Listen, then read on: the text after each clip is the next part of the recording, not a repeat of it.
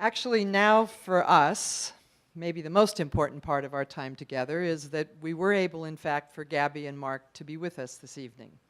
And neither of them need introduction with this crowd, but we are deeply grateful that you're here, and I want to invite Mark to make some remarks.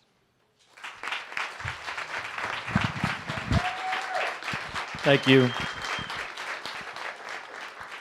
You know, whenever you go last, a lot of things have already been said, and I had this list of stuff to talk about, and but I'm going to talk about something different.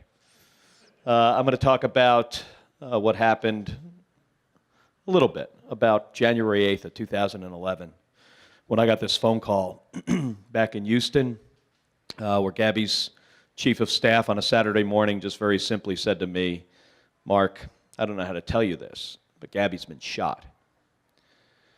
Well, we didn't have a lot of information initially, and within several hours, I found myself here at the University of Arizona Medical Center at the beginning of what became quite the roller coaster of a ride for, well, more than 6 months. In some ways, it's still going on.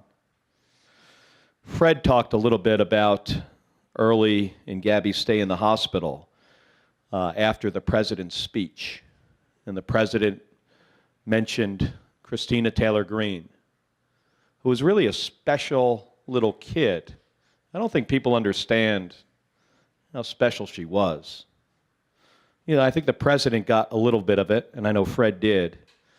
You know, this young woman who was born on 9/11 and did not live to see her 10th birthday, had very high-minded ideas about service and democracy and deserved an entire life committed to advancing them.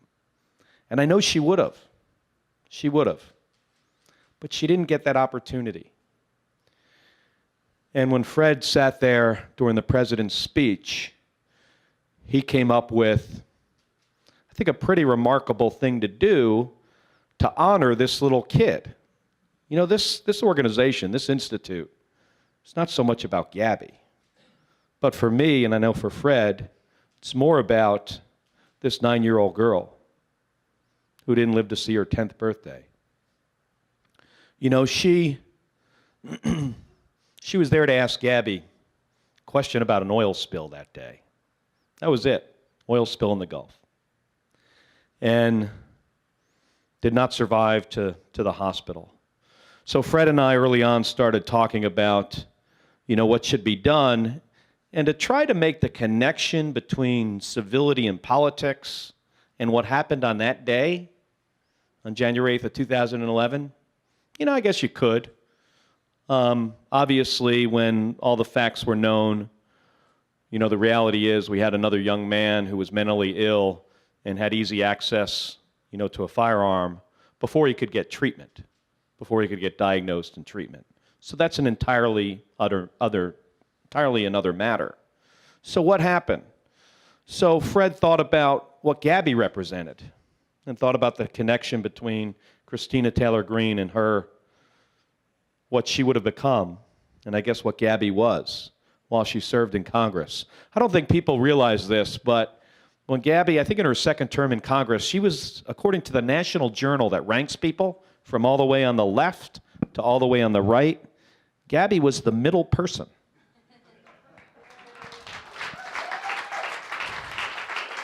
She was the person that could work across the aisle to get things done. You know, that could be that statesperson. You know, one of her best buddies in Congress was a very conservative member from Texas, a guy named Ted Poe. And Gabby and Ted Poe were able to find common ground on some things, particularly with regards to the border, a big issue for Gabby. So she was that middle person. But how did we get to the point, I want to quickly try to explain this for people that don't get it. How did we get to the point where we needed a place like this? You know, why do we need, I don't think anybody that came before me explained this. It has to do with gerrymandering. You've heard the term, right? You know, the term gerrymandering comes from a district that used to be shaped like a salamander. But the member of Congress was named Jerry. I don't know if it was his first name or his last name. Somebody probably knows. But it comes from that to create districts that are very safe for Democrats and Republicans causes the lack of discourse that we see at the national level today. So what happens is we create safe seats. So whether you're a Democrat or a Republican, the best way to keep your job as a member of Congress is to be all the way on the left and avoid a primary, or all the way on the right and avoid a primary. So what you don't have is you don't have the people that were in the middle, as Gabby was. It used to be that the most liberal Republican was more liberal than the most conservative Democrat. And that doesn't exist anymore. So one thing that this organization does is trying to educate members on how they can work together in this really bad environment. But the other thing we can all do is we can ask our elected leaders to try to fix this problem and stop gerrymandering congressional districts. And that will help too.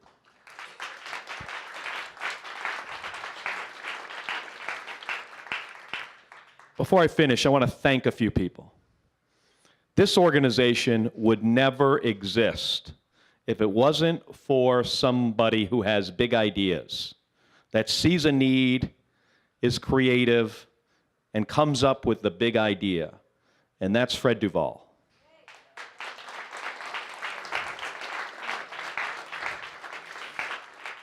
It also wouldn't exist without the person, and I'm going to be very frank here, without the person who is generous enough with his own resources to write the check to make it happen.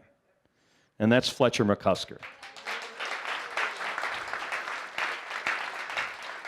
And then obviously here in Tucson, Arizona, an organization like this needs the help of its major university. So I want to thank Meredith and the University of Arizona for supporting the great work that's done here. And finally, Carolyn Lukensmeyer, you know, the leadership ability and managing something from the ground up without, you know, having that specific mission right off the bat and trying to figure it out kind of as we were going along, that requires incredible skill and management ability, and I want to thank her for being that person to get us to where we are today.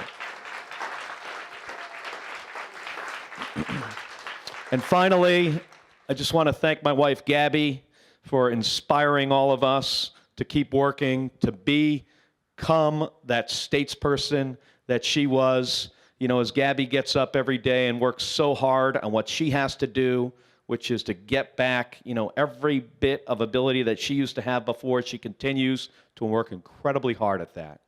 She reminds me each and every day to deny the acceptance of failure. She doesn't give up. I know all of you folks won't hear either. Thank you very much for your support, and thank you for coming today.